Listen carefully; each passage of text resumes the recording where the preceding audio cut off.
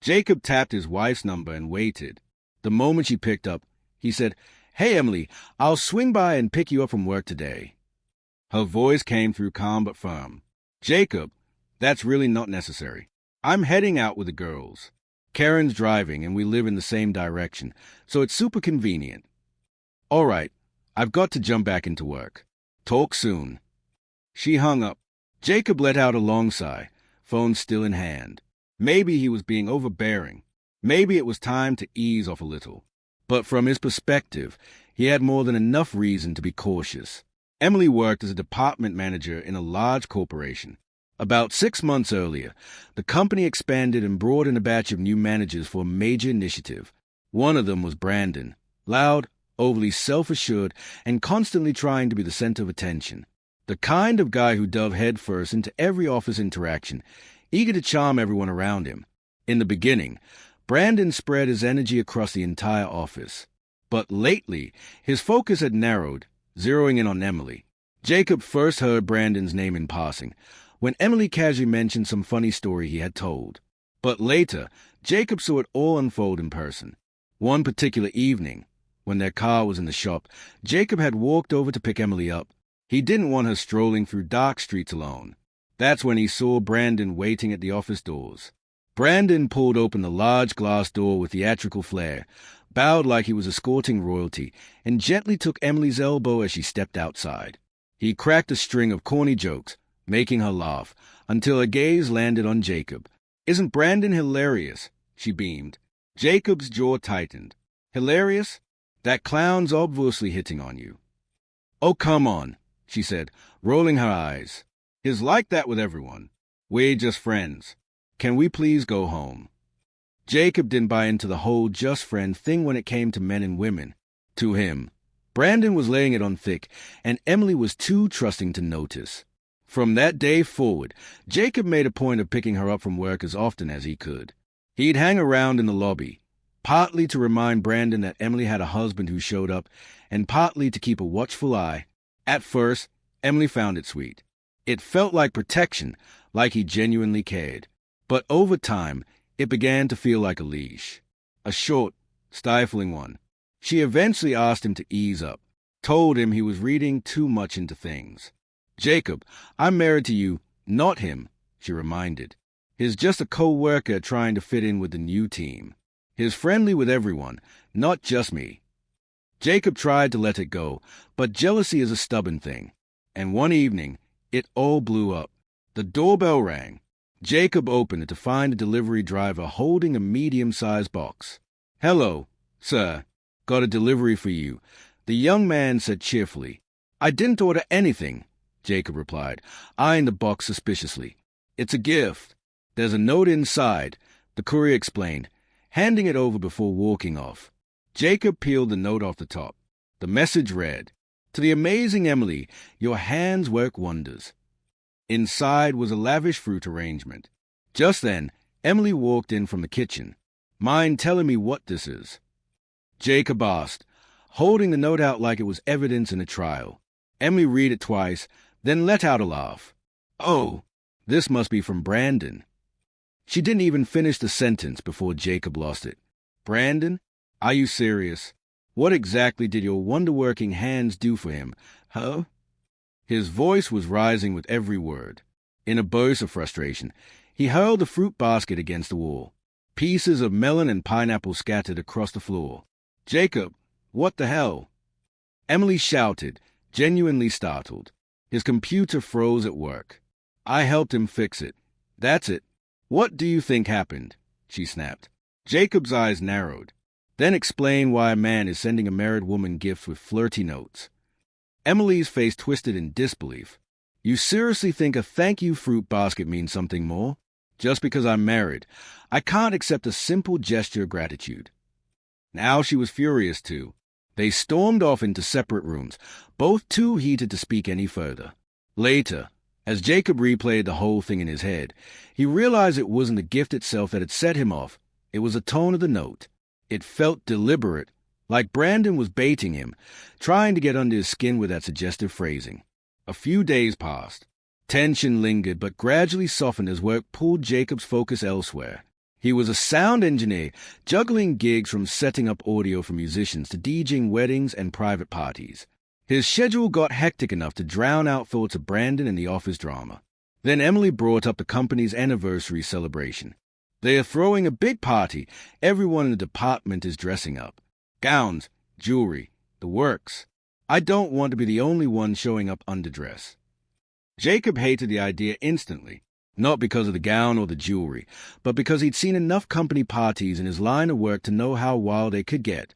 Loose dress codes, alcohol flowing freely, colleagues dropping their professional facades. It was a perfect storm for questionable choices. He gently suggested skipping the event. How about we go out together instead? Emily raised an eyebrow. Oh, now you want to take me out. You actually expect me to miss the whole company celebration because of your paranoia? Emily asked, her voice edged with disbelief. That's just selfish, Jacob. Don't you think? Jacob winced, realizing how it sounded. He didn't want to come off as controlling, so he backed off from pushing any further. Instead of arguing, he softened his tone. I'm just worried, he admitted, letting out a slow breath. Please, just keep some distance from that guy. That's all I ask. You could have just said that, Emily replied, rolling her eyes. Don't stress. I'll be dancing with my girlfriends, not anyone else. That small reassurance calmed him down, at least for the moment. The day of the party arrived, and Emily spent the afternoon at the salon with her friend Red, getting her hair styled and makeup done. Meanwhile, Jacob's evening gig got cancelled at the last minute, unexpectedly clearing his schedule. With nothing urgent on his plate, he threw himself into mixing some tracks for a couple of friends who needed last-minute edits. After seeing Emily off, he sat down to wake, but an alert popped up on his phone. It was from a freelance job board for sound technicians, something he'd signed up for weeks ago. One listing grabbed his attention. Urgent. Need a sound tech for a corporate event tonight. Higher pay. Original tech called out sick. Jacob's eyes flicked to the address. It was for Emily's company. He didn't hesitate. He accepted the gig on the spot. Part of him justified it by saying he was just filling in last minute, but deep down, he wanted to keep an eye on things. Maybe it was irrational, but he couldn't shake the instinct. He didn't bother dressing up. Just jeans and a big hoodie, nothing that would draw attention. He pulled the hood low over his head when he arrived and slipped quietly through the back entrance of the event hall. The sound booth was set up in the rear, giving him a clear view of the whole room while staying inconspicuous. The evening began with formal speeches from company leadership, plenty of applause, corporate congratulations, and thank yous all around. Afterward, a live band took the stage. Jacob focused on adjusting their levels and dialing in the perfect mix. Easy work. From his post, he scanned the crowd. Most guests were still seated, sipping drinks and chatting. A few were starting to gather near the dance floor, but things were still relatively tame. Eventually, he spotted Emily seated near the front, laughing and chatting with a group of her co-workers. She looked radiant, dressed to match the elegance of the night. The women around her were all similarly glammed up, clearly enjoying themselves. For a second, Jacob felt foolish. Maybe I really am overreacting, he thought. She's just here having fun with her friends. But as the night wore on, things began to shift. A couple of hours later, the band wrapped up and packed up their gear. Jacob switched over to a curated playlist of upbeat dance tracks. The mood in the room changed, fueled by drinks and loosening inhibitions. People flooded the dance floor, some of them swaying unsteadily, laughter echoing around the space. While keeping one hand on the mixer, Jacob noticed a tipsy woman stumble over to him, balancing a plate of Hors d'oeuvres. Hey there, cutie, she slurred with a lazy smile. Hungry? Want to share? Thanks, but I'm working, Jacob replied with forced politeness. Also, I'm married. She gave a tipsy shrug and wandered off without much fuss. Jacob's focus returned to the floor, and that's when he saw her. Emily had just walked in from the side hallway, and she wasn't alone. Brandon was with her, grinning arrogantly as he led her by the hand toward the center of the dance floor. Emily giggled, leaning into him, laughing freely at whatever joke he cracked. Jacob's stomach clenched. Blood rushed hot to his face. Where were they? Why were they alone? The question stabbed at him. He watched as Brandon grew bolder, placing his hands more confidently on her waist. And Emily didn't stop him. She just kept laughing, oblivious, or worse, unconcerned. Jacob's heart pounded in his chest. All that reassurance. He's just a co-worker.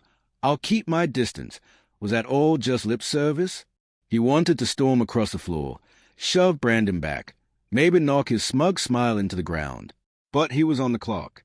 He wasn't just a husband tonight. He was a hired sound guy. Causing a scene would only lead to security getting cold, or worse. He clenched his jaw and forced himself to stay still. Later, he promised. I'll deal with this later. Just then, the next song queued up, and Jacob's breath caught. It was their song, the one he and Emily had danced to at their wedding. That melody, the soft piano, the slow rhythm, hit him like a freight train. Emily recognized it, too.